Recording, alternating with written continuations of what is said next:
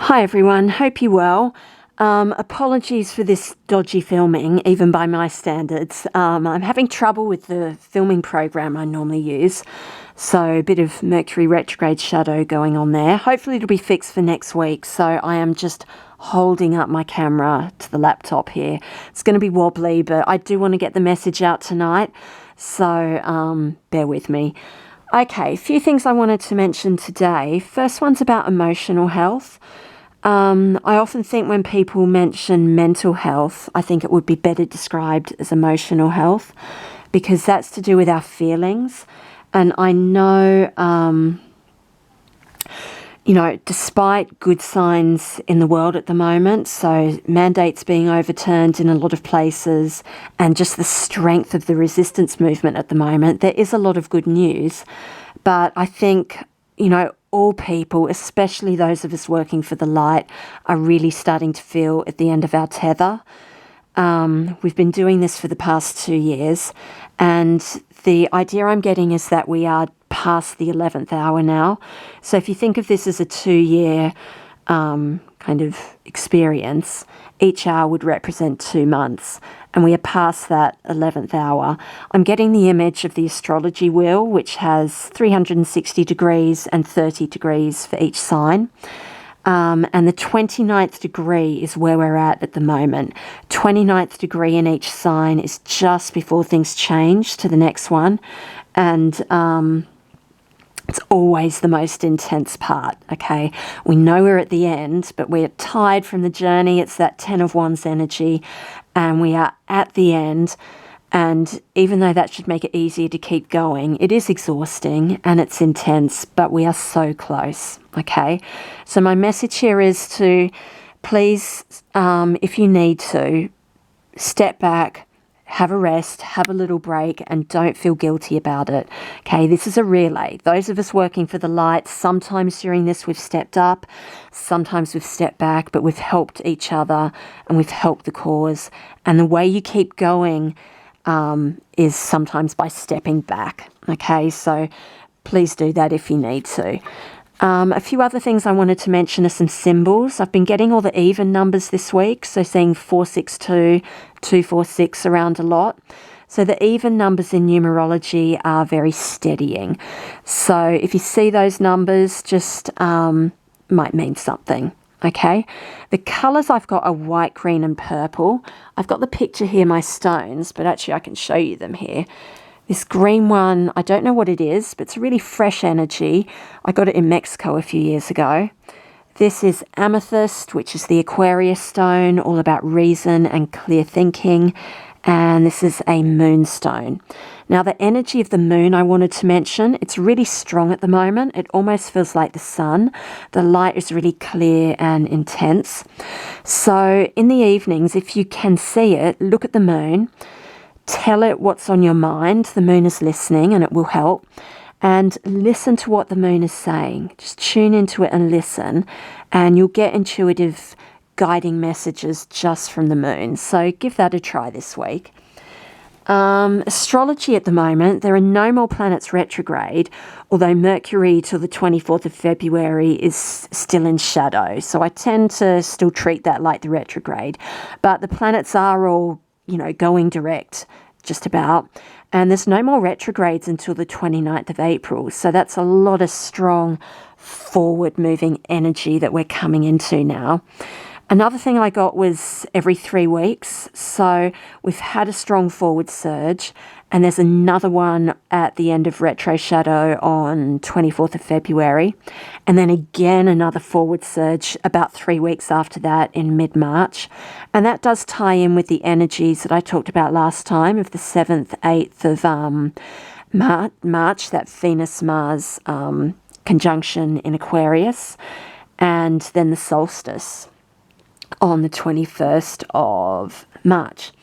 So even just talking about it, it feels almost shaky. These energies are really powerful, forward movement. So as usual, stay grounded. I wanted to talk about clearing the aura as well.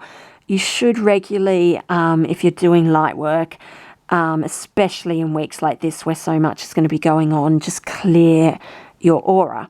So ways you can do that is through visualization. Visualize a waterfall of light just cleaning you.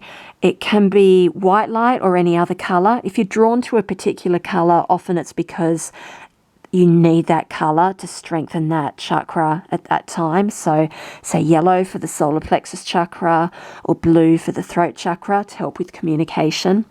I tend to go for white light usually. So it can be the waterfall of light clearing your aura, or you can visualize a bubble of white light around you, just dissolving anything that doesn't need to be there. Another good one's a net of light, like throwing a net of light over you and out into your aura and just dragging it back, removing anything that doesn't need to be there.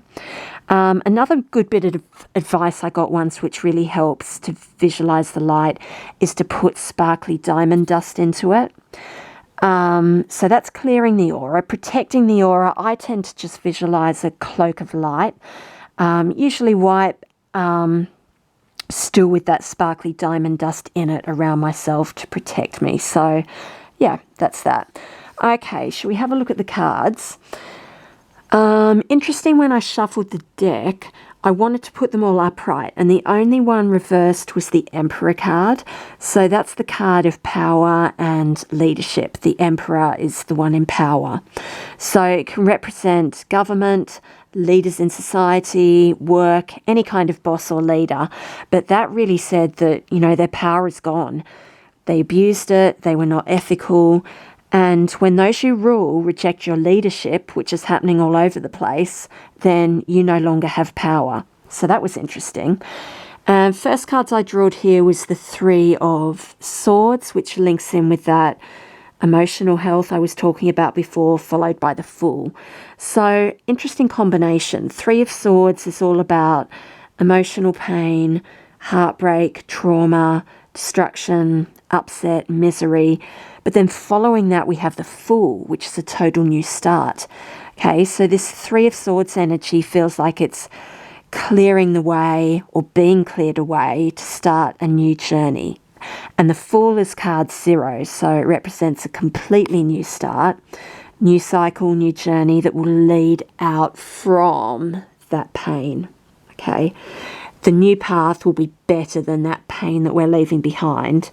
And there's a sense that the worst has happened, so there's nothing else to lose.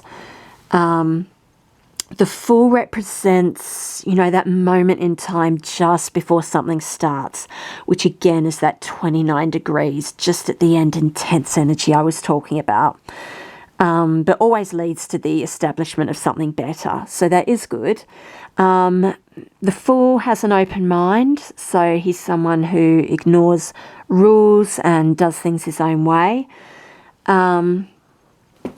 A quote I've got here about the Fool is that he represents the chaos before reason. So symbolically, he's like the beginning and end both at once. And the flower he holds is his soul, okay? And it's the soul that carries you through the trials. Okay, so we've got Fool, starting a new journey. Then I pulled the Four of Wands, which is all about celebration and also balance. The Four Wands there balance that garland. So to me, that's the solstice energy, that balanced energy of the 21st of March. So again, pointing towards that time. And then we have the Wheel of Fortune, which is always change. What goes up must come down sort of thing. And generally it's a positive change, a change for the better. And under that we had the Hermit, which has been popping up a lot lately, hasn't it? Just reminding you, let your light shine. Okay, let it shine. So that's it, everyone. Oh, one more thing. This is just a little picture I took yesterday of the first blossoms coming out of the year. Nice little symbol there. So take care this week. Keep things simple. Keep going. Remember, you are not alone, and all the little things you're doing are helping, but take that rest when you need to. We're all helping each other through this. Okay, take care, everyone. Bye-bye.